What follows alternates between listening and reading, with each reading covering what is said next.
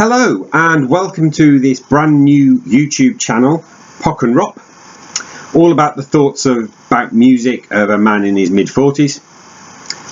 If you stumbled across this by chance, thank you for giving us a bit of your time. Hope you enjoy it, hope you stay. If you're here because of a plug from the podcast that I do with my son called Generation Mix, then again, thank you very much for being here and bless you for following on from audio into video.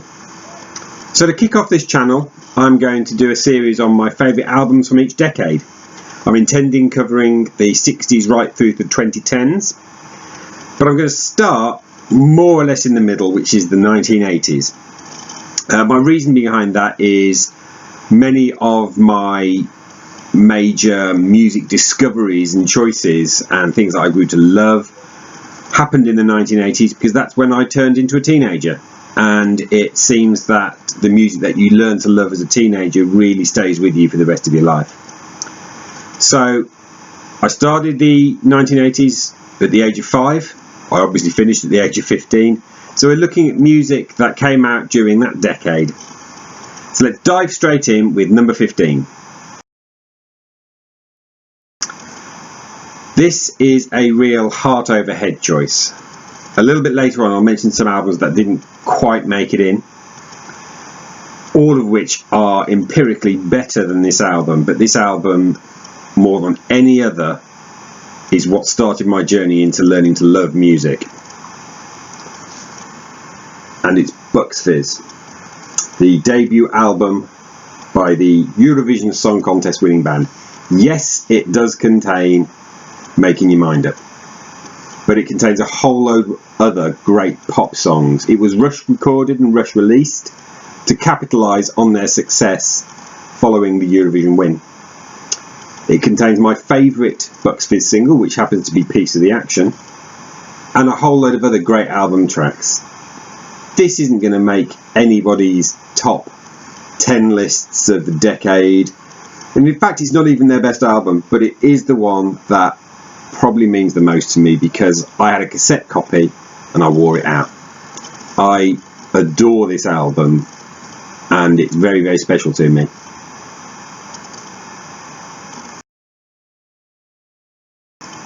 So moving on to my number 14 choice, and it is King of America by the Costello Show. Effectively Elvis Costello with a bunch of sidemen, including the Attractions on one song. This is a CD copy. It's the 2002 re-release double CD, and on this album Costello does not put a foot wrong. The songs that he writes on here are fantastic. Brilliant Mistake, Indoor Fireworks, which came out before this album as a cover by Nick Lowe. There is one of the few tracks on which he uses expletives, which is Suit of Lights, and it's the only track that features the Attractions. There's then Jack of All Parades, which seems to be an answer to another song on the album called I'll Wear It Proudly, and it's just a great... it's been described as a hoedown with brains, and the Costello Show's King of America is an absolutely cracking album. So that's my number 14, King of America.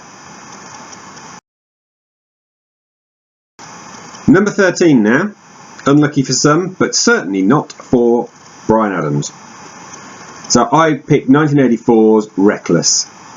This album is so good. It's an absolutely fantastic rock and pop album. It contains a huge number of successful hit singles. It's almost a greatest hits in that respect. You've got Summer of '69 on here, which is probably his most famous song. You've got The Kids Wanna Rock. There is Run to You.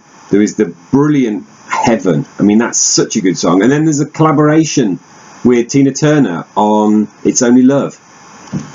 It's such a good album. So that's Reckless by Bryan Adams at number 13. Number 12 now. And fun fact, I recorded this video last night on a different set of equipment and I didn't like the sound on it. And actually when I looked at the list, I realised that maybe I wasn't particularly happy with the first 4 things that I've mentioned, so I had a little bit of a rejig, dropped a couple, they'll get mentioned later, and then thought I really should have put this in somewhere.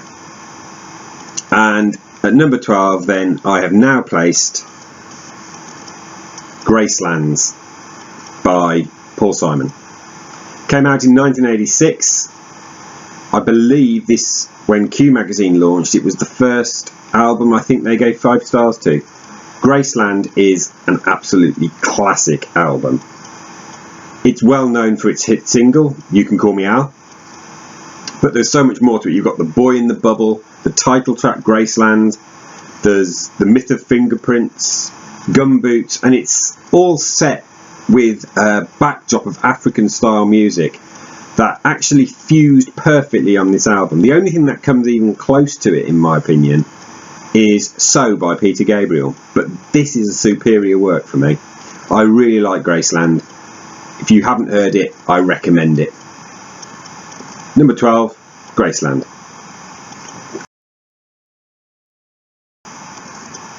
Moving on to number 11, and from now on the video will be more or less identical to the one I tried recording last night, because I was happy with the order of everything from this point on. And this is Running in the Family from Level 42.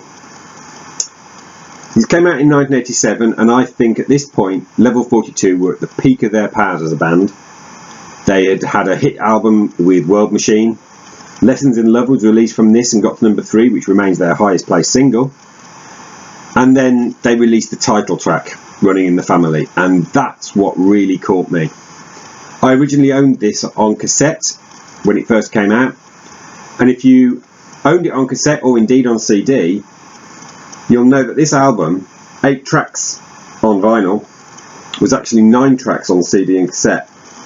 And the track that's missing from vinyl is called Freedom Someday, which happens to be my favourite track from the whole album. And unfortunately, whenever I listen to the vinyl, I feel like I'm missing out on this absolutely brilliant extra track that became part of my teenage years as I was growing up. Like I say, there are actually 8 tracks on the vinyl, of which 5 were released as singles, 4 of them top 10. So this was an absolutely huge album and a huge success for the band.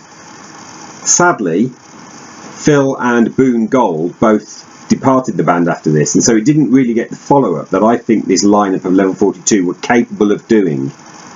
A really tight follow-up to Running in the Family would have been potentially brilliant, but sadly they didn't like the direction the band was going in, getting more poppy rather than their kind of soul funk roots, and so they departed the band, and we didn't get the follow-up that I think Running in the Family deserved. So number 11, Running in the Family. Welcome to the top 10 now, and the first choice on here might surprise people given the fact that my number 15 was Bucks Fizz, because you can't get anything much more different to Bucks Fizz than Iron Maiden and their 5th album, Power Slave. Released in 1984, this is probably my favourite album cover of all time, certainly in this list.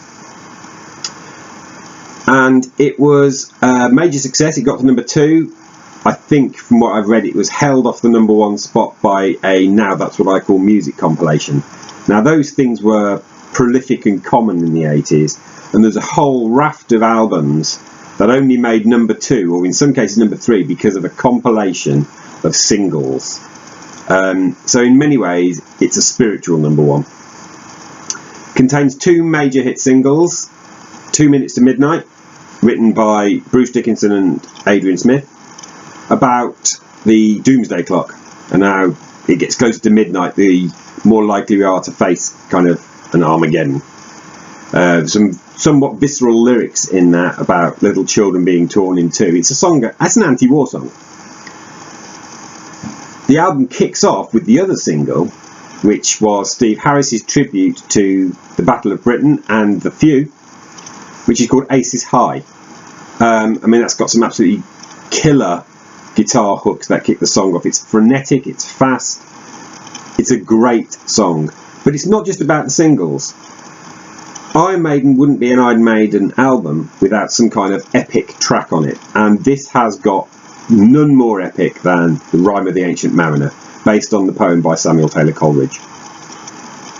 We've then also got the title track, Power Slave, which they still play in concert. They often revisit tracks from this album, and indeed they did a whole tour called the Somewhere Back in Time tour, and it was almost replicating the live album that came after this, which is Live After Death, based on this tour. They toured this album for 2 years, and let's just say that there were physical consequences for the band as a result of working so hard. But Power Slave is my number 10, and it's just a great album. We move on to number 9. I want to mention something that seems fairly deeply ingrained in me. I expect albums to have 10 tracks, and if there isn't 10 tracks on them, I sometimes feel a bit shortchanged. That's weird, and that comes from the fact that I loved pop albums so much when I was growing up. So the fact that my number 9 album has only 5 tracks would have surprised me in my younger days. But it is a 5-track album, and it is Love Over Gold by Dire Straits. Probably my second favourite album cover that we're going to be seeing in this top 10. I just love that lightning flash. There's something about a photography that captures a lightning bolt that just, I adore that kind of shot. And Love Over Gold, the album cover to me feels part of the experience. So this is built around their huge hit single Private Investigations, which in and of itself feels like it supplies the thunder to go with the lightning. So it's a nearly 6-minute single, got to number 2, but there is no singing on it. It's a spoken word track, and then at the end there is some there's an instrumental, a long instrumental that we've just driven by John Illsley's bass that then kind of crashes in, and that's where I feel like the thunder for this picture came from. The other 4 tracks are Telegraph Road, a 14-minute epic, and the best thing I can say about it is a quarter of an hour doesn't seem to go faster than when I'm listening to Telegraph Road. We have Industrial Disease, where Mark Knopfler indulged his playful side with some clever lyrics around illness, well, a perceived illness called this industrial disease. It's quite a funny, clever lyric song.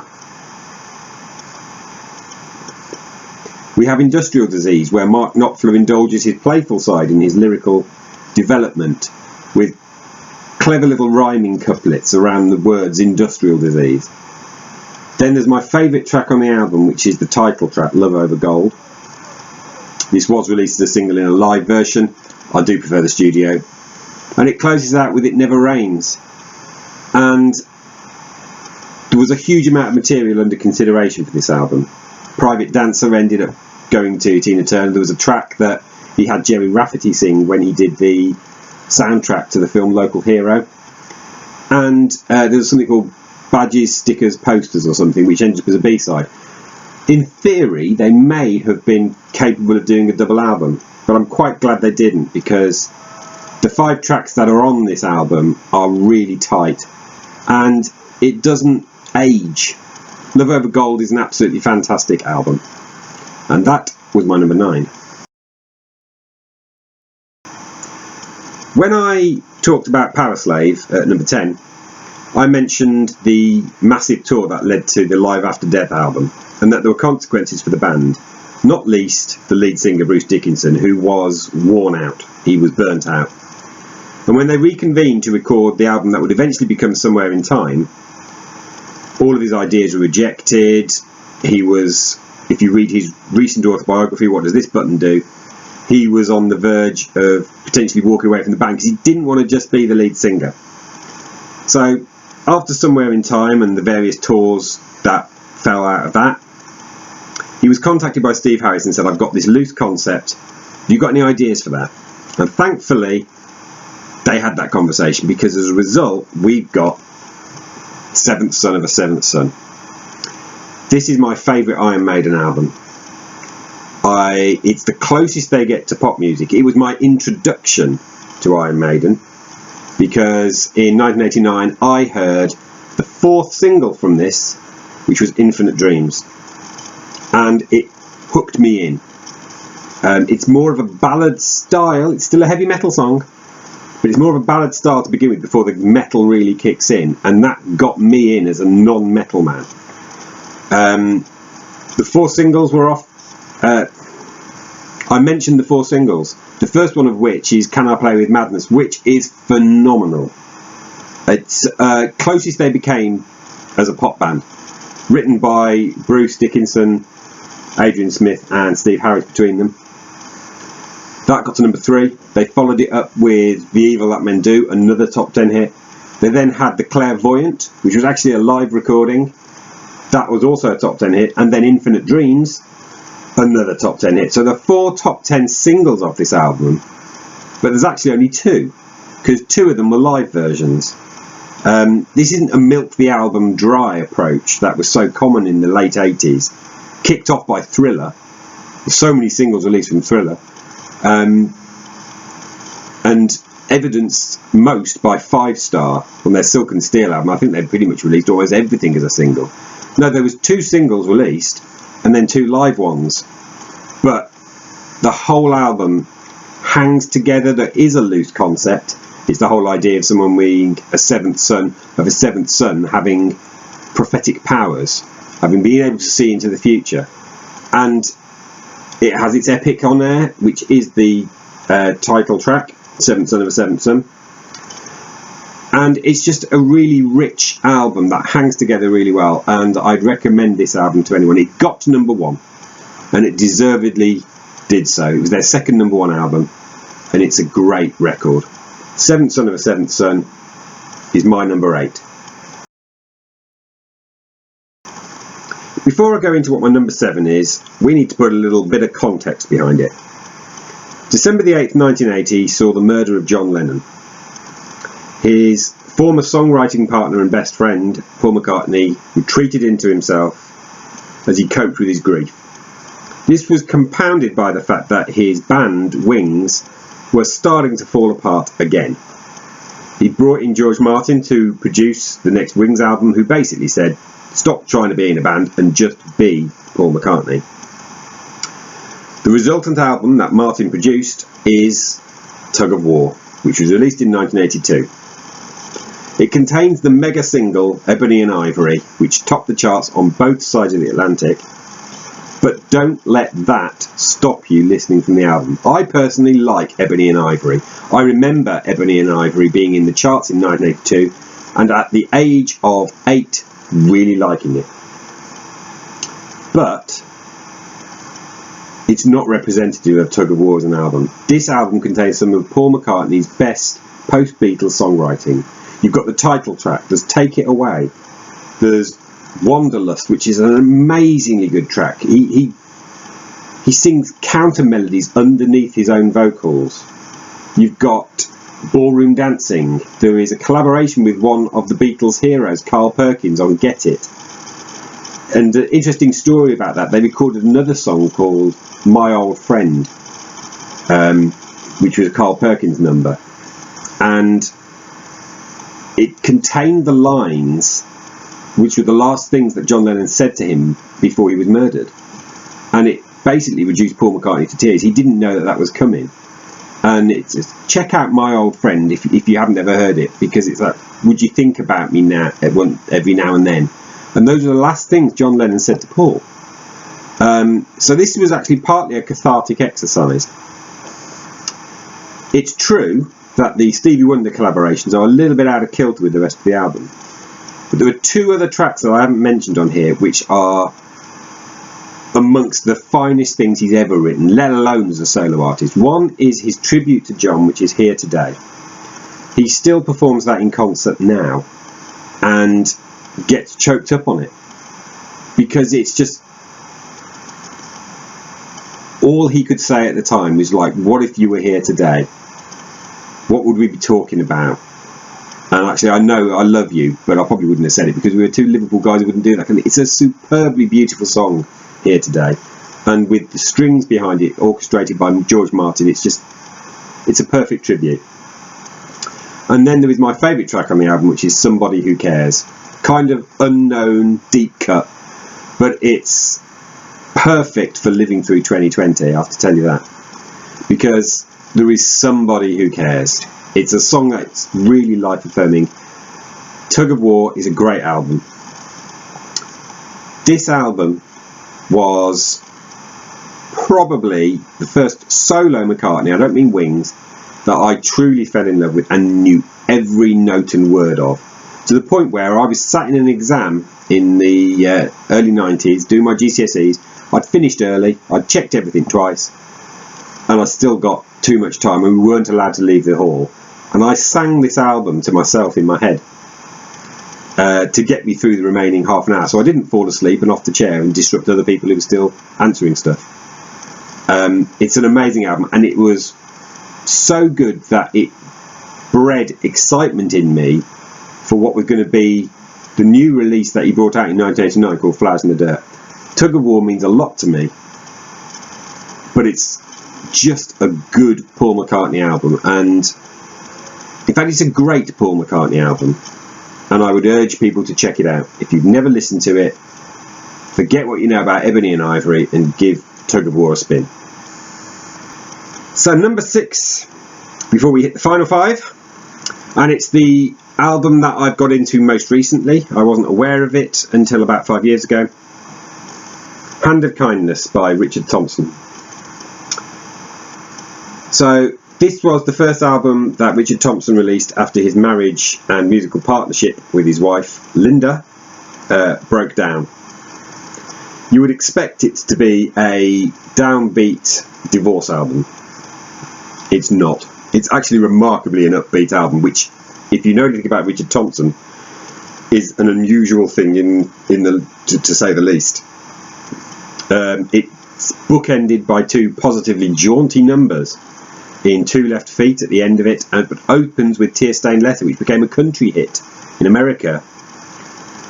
There's Both Ends Burning, which is all about a horse that broke its leg, normally destined for dog food, but is nursed back to health and comes back as a winner. I can't help thinking, was that inspired by the Grand National winner Aldeniti from 1981, who did exactly that? It wouldn't be a Thompson album without something along the melancholy side, and it's in spades on the track Devon Side, which is beautiful but blooming depressing. I really have grown to admire the Hand of Kindness album over the last 3 or 4 years that I've been listening to it, and I think it has the potential, the more I listen to it, for it to actually rise even higher. So if I ever revisit the 80s, I wouldn't be at all surprised to find that Hand of Kindness may have snuck into the top 5. So number 6, Richard Thompson, Hand of Kindness.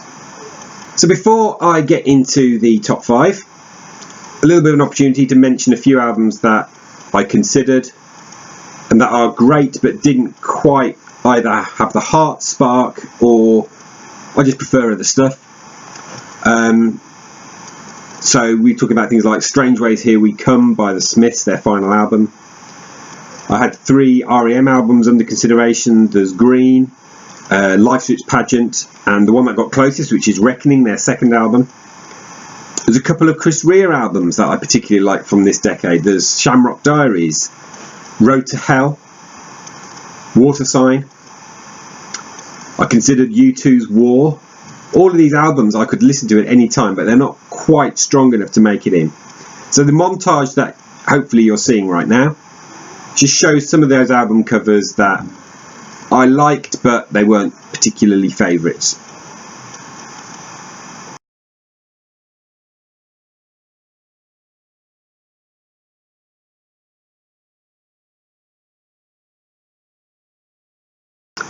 I grew up in Sutton Coldfield in the 80s, and where I lived there was a little record shop called Mere Green Records and Tapes,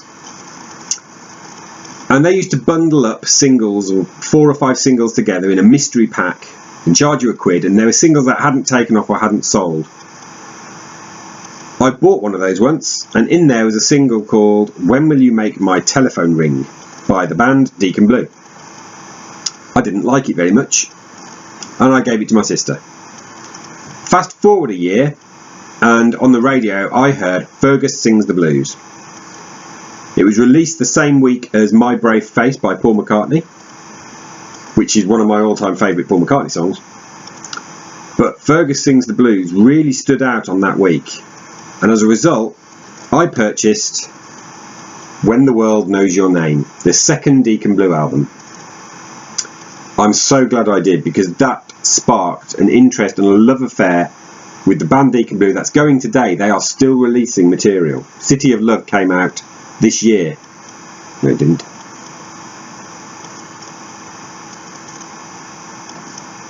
That sparked a love affair with Deacon Blue that is still going. They're still releasing material. They released City of Love in 2020, and there's a new album coming out later this year, 2021. Best known track on here is Real Gone Kid. It was a top 10 hit single, but there are another 4 singles, including Fergus Sings the Blues, on here. It's a great album.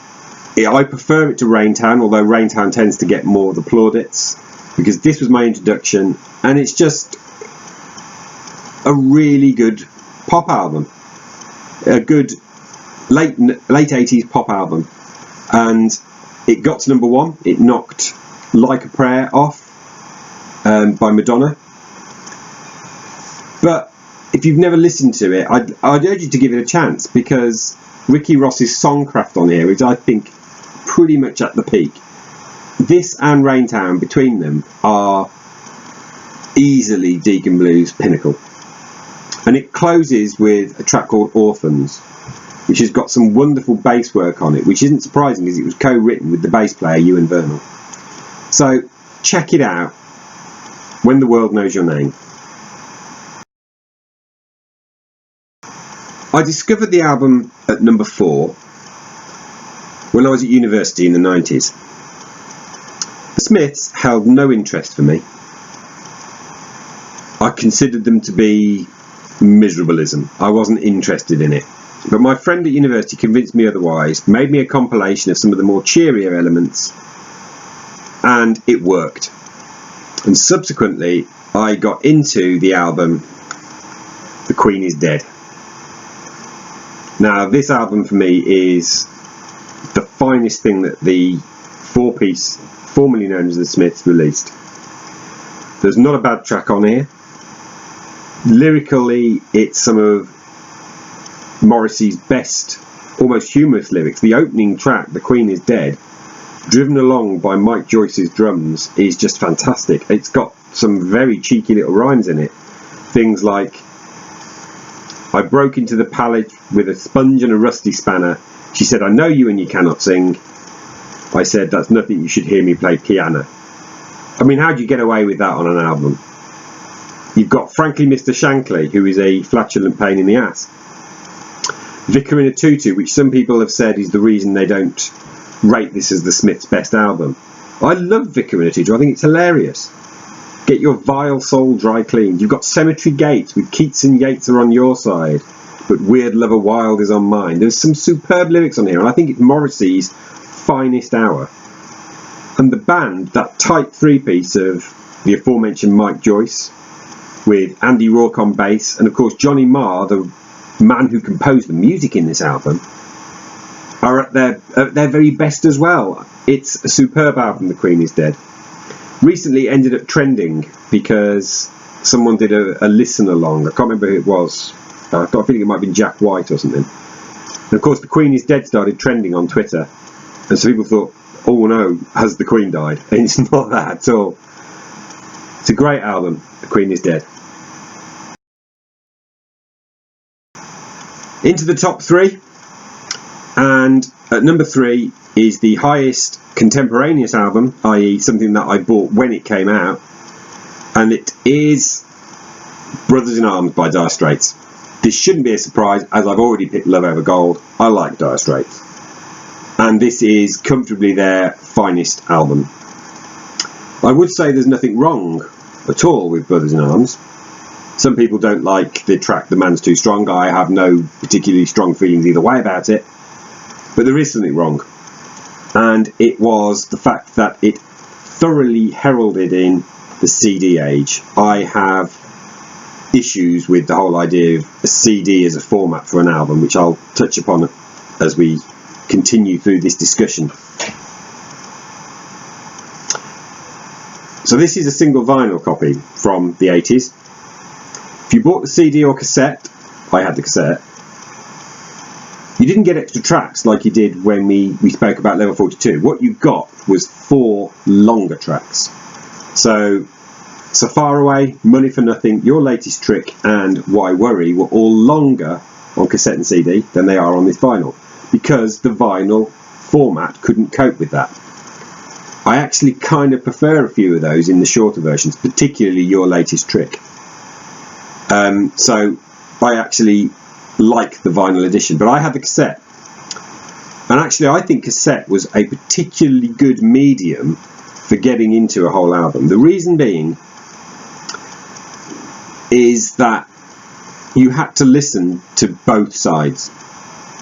What I mean is, if you listen to side 1, you then had to flip the thing and listen to side 2 before you could listen to side 1 again.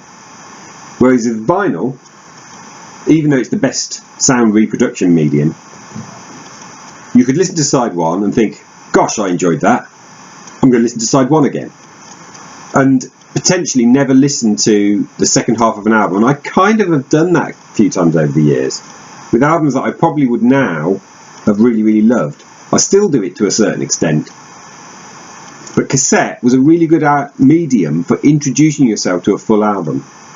Plus, because cassettes were a direct transfer of vinyl, it also meant that they didn't get too long. You can't have more than, at a real push, 51 minutes or so of music on a vinyl, because you're going to start to lose fidelity. And that was the reason for the shorter tracks on Brothers in Arms. So, my number 3, Brothers in Arms by Dire Straits. Okay, number 2 now. This could easily, on a different day, have ended up as number 1. And I had the joy of getting into Elvis Costello in the 90s during the major reissue campaign of 94-95. And as a result, listening to his albums in the order that he released them. So I went through My Aim Is True. I then followed that up with This Year's Model. There was then Armed Forces, Get Happy, Trust, all of which I enjoyed. The Disappointment, that was the country covers album of Almost Blue, which even now I don't listen to very often. And then came his masterpiece, Imperial Bedroom. So this is his first original studio album that's not produced by Nick Lowe. It's produced by the Beatles engineer Jeff Emerick, and it's Costello's songwriting craft at its best. There's not a weak moment on it, although Shabby Doll sometimes I'm not that keen on, but everything else, I mean, that's only 1 out of 15 tracks. The other 14 are fantastic. You've got Beyond Belief, a 2.5-minute song that crams in 200 words and yet doesn't feel like it's being like fired at you at massive speed. It makes sense. You've got Man Out of Time, which is allowed to breathe, a 5-minute song that, to my mind at least, seems to be about a politician and having an affair. You've got some dark underbelly songs in here about marriages that are in trouble, or maybe they're a violent relationship, like And in Every Home, which Steve Naive from The Attractions did the orchestration on and actually conducted the orchestra. It's definitely, for me, Elvis Costello's best work, but it's also the best work that The Attractions did with him. And unfortunately, it was a bit downhill after this. The follow-up album, although it was NME's album of the year, is Punch the Clock. I don't like it. Goodbye Cruel World was generally viewed as being far worse than that. I like Goodbye Cruel World, and actually it was in contention for this list at one point. Then we've got the Costello Show, which was another up step, and then you've got Blood and Chocolate, which I don't particularly like very much. But for the Elvis Costello and the Attractions, the pinnacle is this album, Imperial Bedroom. I made what turned out to be a mistake of using this album as the introduction to Elvis Costello for my wife, and she refers to him ever since as Miserable Man. Had I given her something like My Aim Is True or this year's Model first to listen to, then maybe I wouldn't feel guilty about putting Elvis Costello on when she's around, because she just gives me that look of, oh, it's Miserable Man. What a shame, because Imperial Bedroom's a special album. That's my number 2. So, what did I place at number 1? I've already mentioned the writer of most of the music on here. He'd already had an entry in this top 15. But this is one with his wife. It's Shoot Out the Lights by Richard and Linda Thompson. What an album. And what a story behind it. This is sometimes described as a divorce album, because by the time it was released, their marriage was over. That's almost reflected by this cover. But that isn't the case. This album was recorded twice. The first time was with Jerry Rafferty, and Thompson wasn't particularly happy with the production methods and what came out. It didn't lead to them being picked up by a label again. But what it did do was it got the attention of Tom Boyd from Hannibal Records, who signed the pair to his record label. They re-recorded 6 of the tracks that they used for Jerry Rafferty and added another couple in, and this is an 8-track album of perfection. There is not a bad song on here. You've got Man in Need, Don't Renege on Our Love, Just the Motion, the title track Shoot Out the Lights, which contains some of Richard's best guitar work, Backstreet Slide, and Did She Jump or Was She Pushed, which was co-written with Linda, and that's a really atmospheric, almost difficult piece to listen to. And then there's the other 2 songs on here, which are stone cold classics, which if you've never heard, I really urge you to find. And that is Walking on a Wire, which Linda sings absolutely beautifully. It's got some very unusual chord changes in the middle 8 that don't go quite where you're expecting, but still they make perfect sense when they're played. And the final track on the album, which is a really quite a complicated harmony duet between the 2 of them, called Wall of Death, and it's probably my favourite Richard Thompson song. Shoot Out the Lights. There aren't many albums that I would say are perfect, but Shoot Out the Lights is one of them. Check it out. It's just been re-released in a box set of all of their work, so it shouldn't be too hard to find, because it has been quite a scarce album to locate. It didn't sell bucket loads. It led to, they toured it with A Broken Marriage, known as the Tour from Hell, but it's a great record, and I'd urge anyone, I recommend this to people all the time, check out Shoot Out the Lights. It's my best album of the 1980s. So that was my top 15 from the 1980s. I thank you very much for watching. If you enjoyed this, you might want to check out the podcast available on Apple and iTunes and Google. It's called Generation Mix, and my son and I review CDs that I've been making for him of compilations of particular artists. We're already 10 episodes in, so go and check that out, download it, increase our numbers, that'd be great. As far as this channel is concerned, please like it, subscribe, click the bell to get notifications, tell other people about it to expand and grow the channel. And we'll be back soon in a fortnight with another video. It probably won't be top 15 from the next decade that I'm going to take a look at. Might be something different. I've got an idea that I might have a look at some particular album artwork. So until then, thanks very much for watching, and goodbye.